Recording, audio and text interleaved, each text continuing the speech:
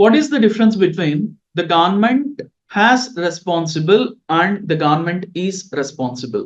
First మనము ఈ పదాన్ని తీసుకుందాం.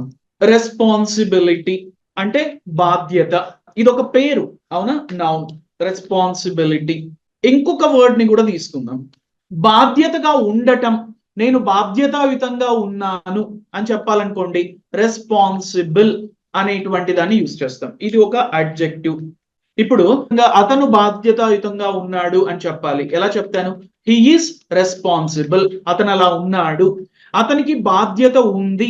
He has responsibility. అతను బాధ్యతగా ఉన్నాడు, హీ ఈస్ రెస్పాన్సిబుల్. ఇప్పుడు ఈ సెంటెన్స్ ని తీసుకుంటే ద గవర్నమెంట్ ఈస్ రెస్పాన్సిబుల్ అంటే గవర్నమెంట్ రెస్పాన్సిబుల్ గా ఉంది, కరెక్ట్. ఇప్పుడు ద గవర్నమెంట్ హ్యాస్ రెస్పాన్సిబుల్ అనొచ్చు. గవర్నమెంట్ బాధ్యత కలిగి ఉంది. The government has responsibility. ఇక్కడ మనం ఏం యూజ్ చేయాలి? రెస్పాన్సిబిలిటీ, బాధ్యతని కలిగి ఉంది.